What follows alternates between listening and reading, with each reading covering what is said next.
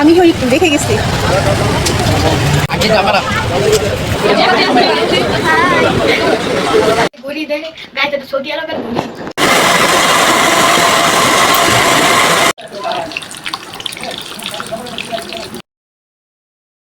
আসসালামু আলাইকুম সবাইকে, কেমন আছেন আপনারা সবাই? আশা করছি আপনারা সবাই অনেক ভালো আছেন। And welcome to my blog 53 and চাঁদ রাত মুবারক এভরিওয়ান। আজকে হচ্ছে চাঁদ রাত অ্যান্ড আমি আজকে সকাল থেকে ব্লগটা করা স্টার্ট করেছি। অ্যান্ড এখানে সকালে হচ্ছে আমি একটু লাস্ট মিনিট শপিংয়ে গিয়েছিলাম।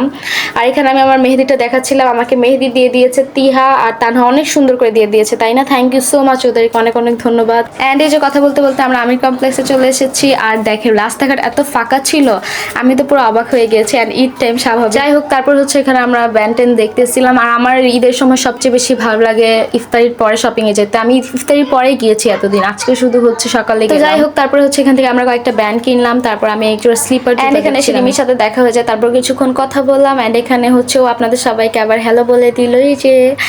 এন্ড তারপরে হচ্ছে আমরা কথাটা বলে আর হচ্ছে জুতা টুতা কিনে আবার হচ্ছে বের হয়ে গিয়েছিলাম। আর আমি এখান থেকে আমার বোনের জন্য টি শার্ট কিনছিল। তারপর আমরা আরো কিছু টুকটাক জিনিস কিনে বাসায় চলে আসছিলাম। এন্ড তখন অলরেডি 1টা বেজে গেছিল বাসায় আসতে আসতে।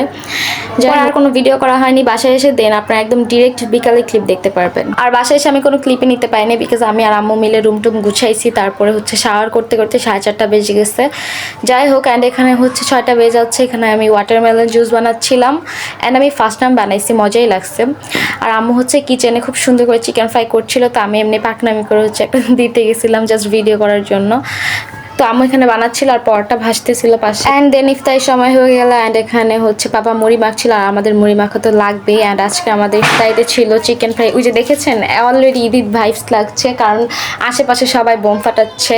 তো যাই হোক, অ্যান্ড আমাদের এখানে ছিল পরোটা, তারপরে হচ্ছে চিকেন ফ্রাই।